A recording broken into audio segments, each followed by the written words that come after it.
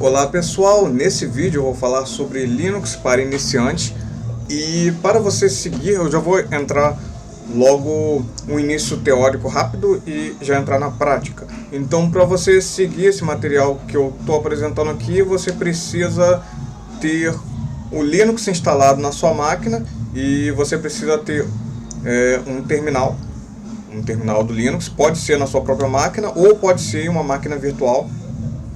Então, e para acompanhar essa série de vídeos que eu estou iniciando agora, você pode utilizar esse livro aqui, que é o Guia Foca Linux.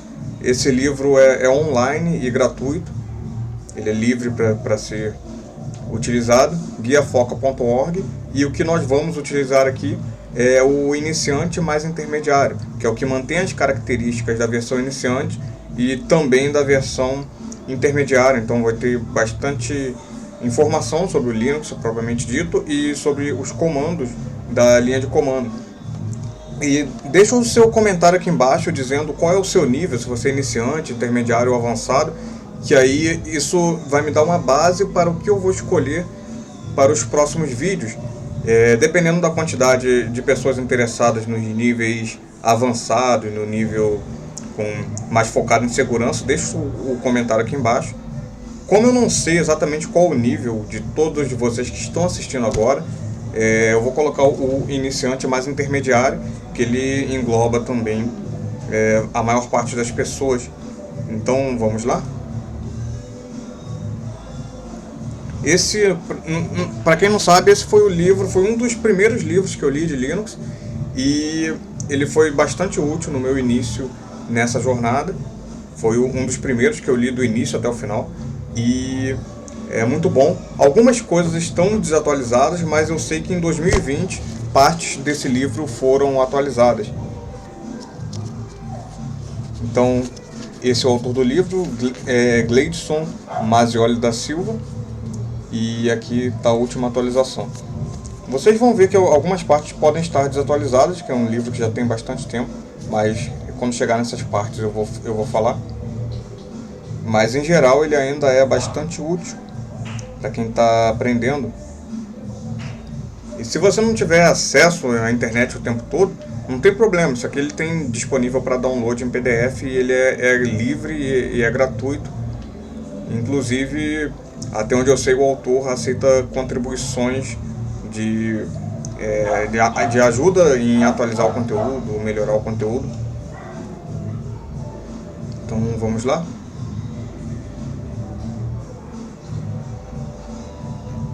Então esse é um índice do que vai ser mostrado nesse capítulo. Tem coisa aqui muito básica que eu vou passar direto, tá? Mas dependendo do nível de cada um, pode deixar o comentário, pode fazer as perguntas que eu vou responder. Vão ter outros vídeos dessa mesma série, onde daremos prosseguimento e aí eu vou adequando o conteúdo de acordo com o nível de cada pessoa que estiver assistindo agora. Então, esse nome Foca significa fonte de consulta e aprendizado. E tem os níveis principais, são iniciante, intermediário e avançado. E o nível que nós estamos agora é o iniciante intermediário. Então, esse material que eu vou mostrar aqui, vou mostrar outros materiais também, não vou ficar só preso no Guia Foca.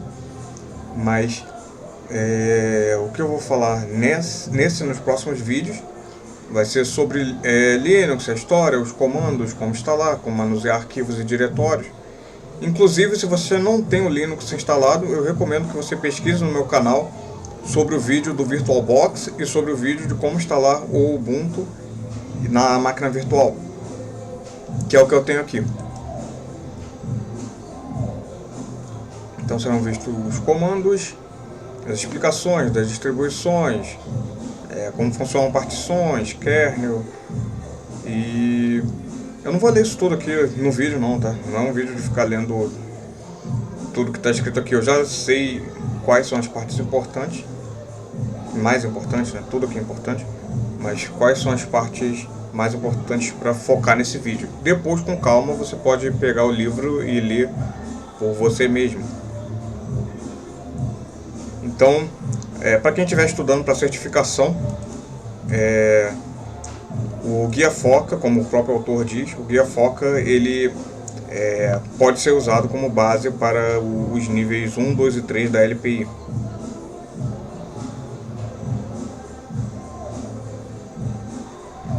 Então, já passando aqui pela parte da introdução, então aqui ele fala dos pré-requisitos, que eu já falei. Você precisa ter um Linux instalado e funcionando. Se você achar essa versão intermediária complicada, dependendo do seu nível, você pode entrar aqui no site e dar uma lida na versão iniciante e depois voltar aqui para essa série de vídeos. Ou se você for mais avançado, já dominar tudo, você pode ir para o nível avançado. Ou deixa um comentário aqui que eu faço uma série de vídeos também sobre o nível avançado. Então aqui, uma introdução bem básica. O sistema operacional. Um sistema operacional é um conjunto de programas que fazem a intermediação entre o usuário e os seus programas com o computador. Então o sistema operacional é aquilo que gerencia memória, gerencia os discos, arquivos, impressoras, gerencia todo o hardware da máquina e mantém o computador funcionando. Antigamente, no início, não existia sistema operacional. O computador ele executava o programa diretamente e não tinha multi-usuário, não tinha multitarefa, não tinha nada disso. Era um programa só que ele executava do início até o final. O sistema operacional trouxe essa possibilidade de, se vários usuários utilizarem o mesmo sistema, de fazer execução paralela de vários programas, alternando a execução entre eles, e diversas funcionalidades mais modernas que surgiram nos últimos anos, nas últimas décadas. Então, o que é o Linux? O Linux é o kernel e mais o conjunto de ferramentas do GNU que compõe o sistema operacional, que pode ser chamado de GNU Linux. GNU Linux, e muitas pessoas chamam somente de Linux. O kernel é o núcleo do sistema, é a parte principal do sistema. E é isso. Em volta do kernel existem tudo isso que você vê: interface gráfica, o terminal, a interface gráfica, navegador, arquivos de configuração, editores de texto, linguagem de programação e tudo mais. Eles não fazem parte do sistema operacional, são programas separados. E o sistema operacional propriamente dito é o kernel, que é a parte básica que dá o boot, vem junto com outras coisas em volta que vão dar o boot na máquina, vai gerenciar o hardware do sistema, vai fazer tudo funcionar para poder aí encaixar as outras partes, que são o terminal, a interface gráfica e os programas que você utiliza no dia a dia. Então, vamos para o próximo. Então, a base da história do Linux, o Linux é um sistema operacional, foi criado por Linus Torvalds em 1991. Na época ele era estudante da Universidade de Helsinki, na Finlândia, e o Linux é um sistema operacional de código aberto, distribuído gratuitamente, e seu código-fonte é liberado como free software na licença GPL. Ou seja, você pode copiar livremente. O requisito mínimo para rodar o Linux depende do kernel utilizado. Preste atenção que esses são os requisitos para... Essa parte está um pouco desatualizada. Esses são os requisitos mínimos, mas que só em distribuições mais antigas que vão rodar nesse hardware. Ou distribuições feitas para rodar em hardware com menos recursos. Então, não pense que uma versão atual do Ubuntu vai rodar nessa configuração que está aqui, entendeu? Mas, supondo que você tenha um computador velho, mesmo com essas configurações, você consegue pegar distribuições dessa época e consegue rodar assim, tá? E os comandos do Linux são os mesmos. Então funciona assim. Mas para você usar com todos os recursos que você vê hoje nos vídeos no YouTube que você conhece, como versões atuais do Ubuntu ou do Mint, você vai precisar de pelo menos 2 GB de memória RAM e um processador de alguma coisa próxima de 2 GHz e 2 GB de RAM, e mesmo assim precisa tirar alguns recursos. Talvez tenha que trocar a interface gráfica padrão do Ubuntu, ao invés dele usar o X Ubuntu ou o L Ubuntu, são versões do Ubuntu mais leves, entendeu? Mas você já consegue usar com a mesma configuração que você usaria o Windows 7 ou o Windows 10, você consegue usar o Linux.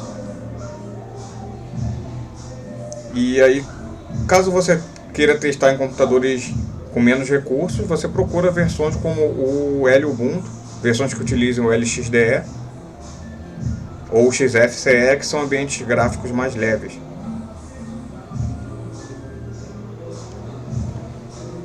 Então aqui fala que para espaço em disco é requerido 900 MB. Pode ser um pouco mais, dependendo da distribuição. As atuais vão ser mais do que isso. E o sistema Linux ele segue o padrão POSIX, que é o mesmo utilizado por sistemas Unix e suas variantes, que são variantes do Unix, são BSD, os sistemas baseados no BSD, HPUX, SunOS, Solaris, entre outros. Então, código fonte aberto significa que qualquer pessoa pode ver como o sistema funciona, o que é útil para o aprendizado de programação e também para quem quer fazer alterações ou melhorias no sistema. Então, Linux tem bom suporte a hardware mais antigo, isso ainda é uma vantagem em relação a outros sistemas operacionais. Ele possui suporte a hardwares bem antigos, o que não significa que não tenha suporte aos atuais. Ele tem suporte aos atuais e também aos antigos, com mais facilidade do que no Windows em relação aos antigos. E é desenvolvido por milhares de pessoas espalhadas pelo mundo, recebe contribuições de empresas que têm interesse em que ele se mantenha funcionando e evoluindo constantemente. E é isso.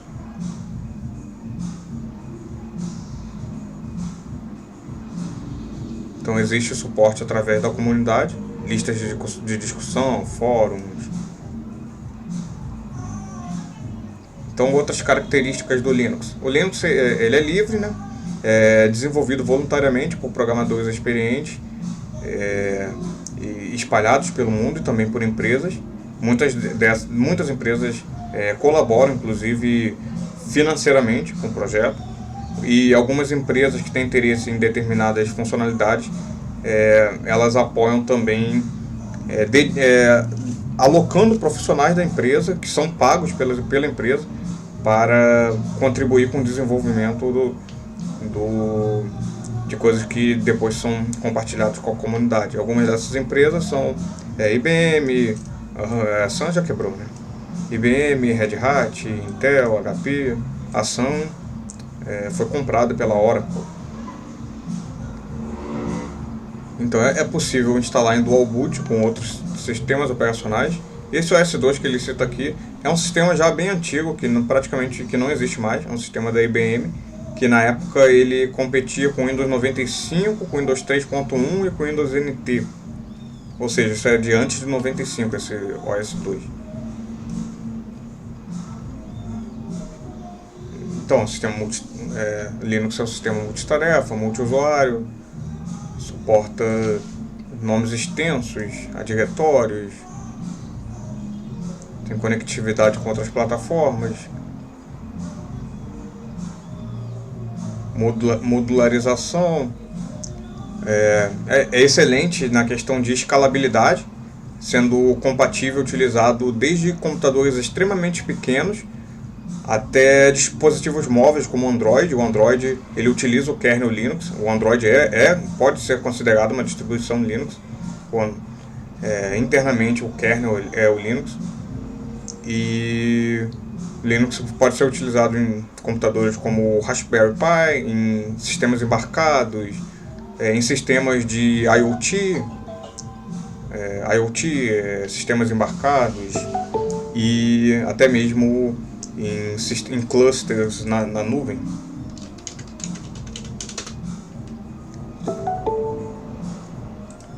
E possui suporte nativo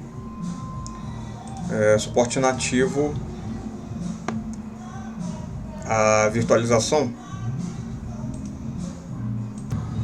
O Linux possui mecanismos de hardening avançado, que são proteções contra vírus, devido à separação de privilégios entre processos e respeitadas as recomendações padrão de política de segurança e uso de contas privilegiadas, como root. Os programas como vírus tornam-se inúteis, pois têm a sua ação limitada pelas restrições de acesso do sistema e execução. Qualquer programa, nocivo ou não, poderá alterar somente as partes do sistema que ele possui permissões. Então, frequentemente são criados exploits que tentam aproveitar falhas em sistemas desatualizados e causar danos, que são softwares usados para tentativa de invasão de sistemas, explorando vulnerabilidades que são diferentes dos vírus. Então, vírus praticamente não existem em Linux, mas exploits existem. Na verdade, exploits existem para todos os sistemas operacionais e grande parte dos softwares no mercado.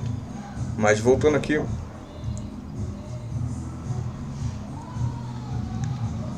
no Linux é possível executar outros sistemas operacionais em máquina virtual através de softwares de virtualização como VirtualBox, firmware e entre outros. Existe também o Wine, que ele permite que você execute softwares do Windows dentro do Linux, mas não é compatível com todos. Somente alguns determinados softwares são compatíveis.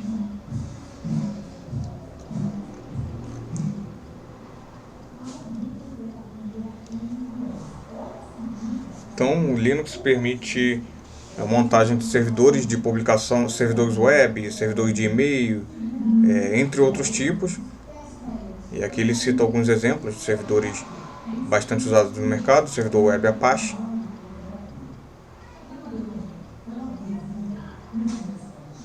Então, por ser um sistema operacional de código aberto, é possível ver o código-fonte e adaptar para as necessidades de cada pessoa ou de cada empresa.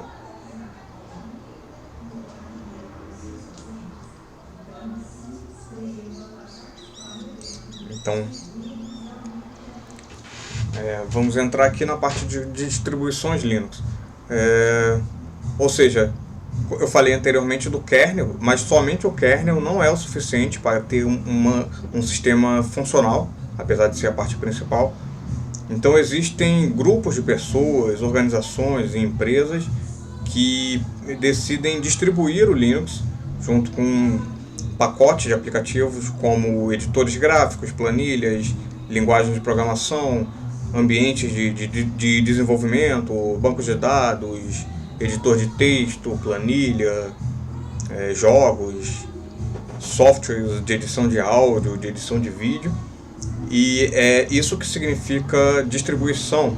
Distribuição é um pacote que inclui o kernel Linux junto com outros softwares escolhidos por um determinado grupo de pessoas, que pode ser uma empresa, pode ser uma organização sem fins lucrativos, ou um grupo de pessoas, ou uma pessoa sozinha, que decide empacotar o kernel com programas selecionados e incluir lá também características específicas, como imagens características da distribuição, logotipo de uma organização, de uma empresa, de um grupo, papéis de parede personalizados, personalização da interface gráfica, como você vê aqui no Ubuntu, por exemplo, esse fundo aqui, esses programas que acompanham. Então, é isso que chamamos de distribuição Linux, e existem diversas delas. Algumas das mais conhecidas são Ubuntu, Mint, Debian, Slackware, Red Hat, Gentoo, SUSE, Kali e diversas outras.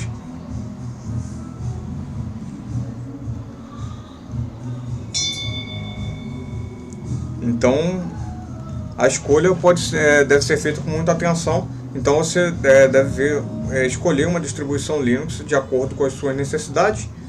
As distribuições que eu recomendo para iniciantes são o Ubuntu e Mint, que são as que eu recomendo para quem não tem conhecimento nenhum de Linux, para quem está começando. Pode ser usado por quem tem mais experiência também, mas são as que eu recomendo para quem está começando, porque são as mais fáceis de usar.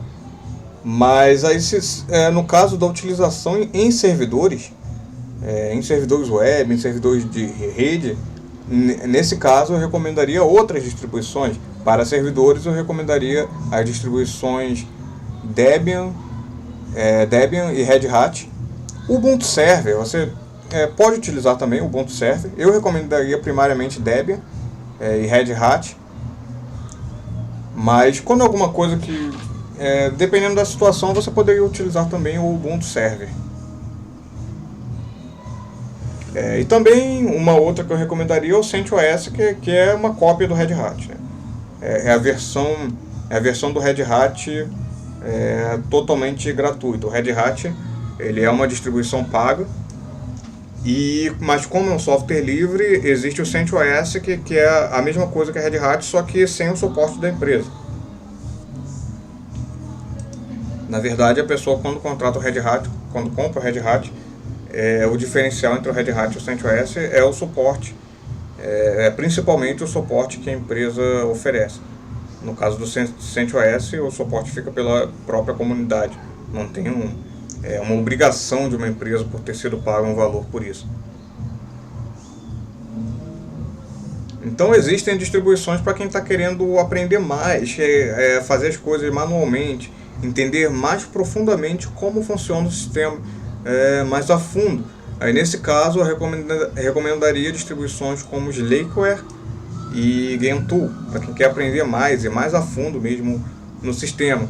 Só que antes de chegar no Slackware e Gentoo, eu recomendo passar pelo Debian, que é uma que está no meio, né, entre o Slackware e o Ubuntu.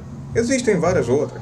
Quem vai trabalhar com segurança vai usar o Kali, por exemplo, para fazer o pentest. Então, aqui os sites de algumas das distribuições. Você pode ver o meu outro vídeo sobre distribuições Linux, que tem bastante informação sobre cada uma delas. Então, Debian é uma distribuição que é desenvolvida através de um grupo de voluntários espalhados pelo mundo. E eu recomendo que você entre em cada uma dos sites de cada uma das distribuições e leia um pouco para você entender mais do que se trata, qual é a proposta de cada distribuição e como você pode contribuir para cada uma delas, caso você tenha interesse.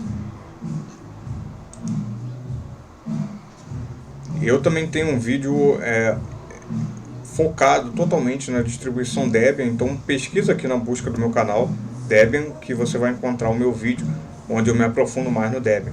Eu tenho vídeos também sobre Ubuntu, eu acho que eu tenho também sobre Slackware, você tem que conferir. Mas o Ubuntu ele é desenvolvido por uma empresa, não é por uma comunidade aberta como o Debian. Ele é desenvolvido por uma empresa, só que ele é baseado no Debian. E é a distribuição mais popular no momento, é uma das mais populares, junto com o Mint, e também considerada uma das mais fáceis de usar, e você pode baixar nesse link. Então, Slackware é uma distribuição que ela é considerada bastante estável, e um dos diferenciais é que ele evita facilitar tudo para o usuário, ao contrário do Ubuntu. O Ubuntu tem um monte de coisa que deixa tudo fácil para o usuário, e o Slackware faz o contrário, ele evita isso e deixa o usuário aprender como funcionam os arquivos de configuração, e muita coisa o usuário tem que configurar na mão. Não tudo, mas muita coisa é feita na mão, e por isso é a distribuição que eu recomendo para quem quer aprender realmente. Que para usar no dia a dia, para produtividade, o Ubuntu já seria o ideal, mas para quem quer aprender realmente sobre Linux, tem um sistema que faz um monte de coisa automaticamente, e deixa tudo fácil, entrega tudo na mão para o usuário, entrega tudo de bandeja, o usuário não vai ter alguns aprendizados que ele precisaria no caso de alguém que queira aprender mais tarde, aprender programação, ou que queira trabalhar na área de segurança da informação, de segurança de redes, de administração de servidores ou suporte. Na área de TI, em qualquer uma dessas áreas, dentro da área de TI, utilizar uma distribuição mais complexa como o Slackware ou como o Arch Linux, que é outra distribuição que segue essa ideia de não facilitar as coisas demais. Através dessas você consegue aprender muito mais a fundo do que em distribuições como o Ubuntu, entendeu? Então eu aprendi bastante no período que eu utilizei Slackware, no período que eu utilizei Debian, e no momento eu estou utilizando, instalado na minha máquina, eu estou utilizando o Mint, e tem essa máquina virtual aqui com o Ubuntu. Ou seja, o sistema que eu estou usando agora no meu computador, tem esse terminal aqui, é o Mint. Mas o Ubuntu também é muito bom. E são os que eu recomendo para produtividade mesmo, que eles já facilitam tudo. Só que é aquele negócio, né? Eu já usei o Slackware por anos, né? Alternando entre eles. O Arch Linux também, o Debian também. Então eu já tenho esse conhecimento, eu já aprendi. Eu utilizo o Ubuntu porque eu consigo fazer as coisas mais rápido e focar mais no trabalho propriamente dito. Enquanto no Slackware eu dedicaria muito tempo para mexer em arquivos de configuração que o Ubuntu com alguns cliques ele já resolve. Ou o Mint também, com alguns cliques já resolve, o Slackware e o Arch não, o Gentoo não. Mas eu recomendo, se você quer aprender mais, eu recomendo você utilizar, ficar um tempo utilizando somente o Slackware, depois outro tempo usando somente o Debian. E quando você for trabalhar, eu lembro que quando eu tinha 15 anos, 15, 16, 17, 18, 19, 20, 21, eu tinha mais tempo livre do que agora. Agora com muita demanda de trabalho, muita urgência, já não tenho mais tanto tempo livre. Mas quando eu era mais novo, até cerca de 25 anos, eu utilizei por bastante tempo todas essas distribuições, alternando entre elas, obviamente, e aprendi bastante. Teve coisas que anos depois, quando ocorreu um problema, quando eu administrava servidores em uma empresa, quando ocorreu um problema com um servidor que ninguém conseguia resolver, teve uma lembrança de alguns anos atrás, da época que eu usava o Slackware, de coisa que eu tive que configurar manualmente, e que quem só usou o Kurumin, que era o sistema da época, que era fácil como o Ubuntu, quem só usou o Kurumin, o Mandrake, o Mandriva, o Conectiva, que eram mais fáceis, não tiveram esse conhecimento. E eu, como tinha utilizado o Slackware, eu já sabia aquele arquivo de configuração, aquele local específico que resolveria aquele problema, entende? Para quem vai trabalhar na área de segurança, por exemplo, em alguns casos, esse conhecimento, quem estiver fazendo um pentest, vai ter algum arquivo, alguma coisa lá que a pessoa vai saber por ter sido obrigado a conhecer os arquivos de configuração mais a fundo, por ter utilizado o Arch Linux ou o Slackware.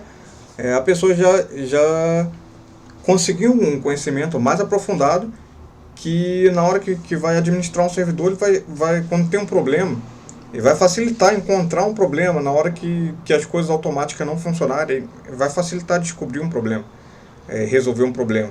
E também vai facilitar na hora que precise, quem trabalha com segurança, na hora que ocorra uma falha de segurança, ou na hora que ele esteja fazendo uma análise de vulnerabilidade para tentar identificar algo errado. Então pode ser nesse momento que esse conhecimento fez mais diferença. Mas para o usuário comum, que não pretende trabalhar na área, aí a pessoa vai aprender mais por vontade de entender mais sobre o sistema, não seria para questão de trabalho propriamente dito.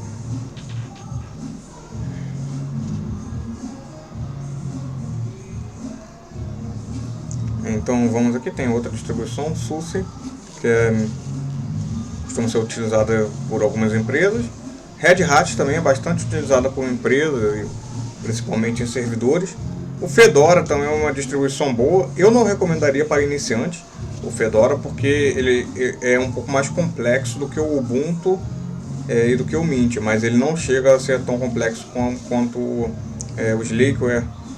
Estaria mais ou menos num nível de complexidade entre o Ubuntu e o Debian.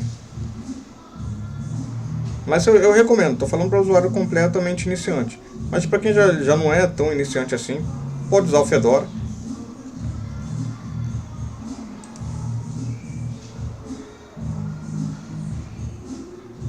Então, chegando aqui, vamos falar sobre software livre. Então, o conceito de software livre ele foi definido pelo Richard Stallman, que criou a Free Software Foundation, fundação do software livre, e o projeto GNU, que começou em 1983 com a proposta de criar um novo sistema operacional, que seria um sistema operacional baseado em Linux, baseado em Unix e totalmente livre. Livre se referindo à liberdade, não o preço. Ou seja, pode ser vendido, pode ser distribuído gratuitamente. A pessoa tem a liberdade, e a liberdade de alteração no código, de liberdade de copiar livremente. E esse projeto GNU, mais tarde, quando Linus Torvalds, em 1991, disponibilizou o kernel Linux, o kernel foi, juntando o kernel com os softwares do projeto GNU e com outros softwares em volta, foram se formando as distribuições GNU Linux, que hoje comumente as pessoas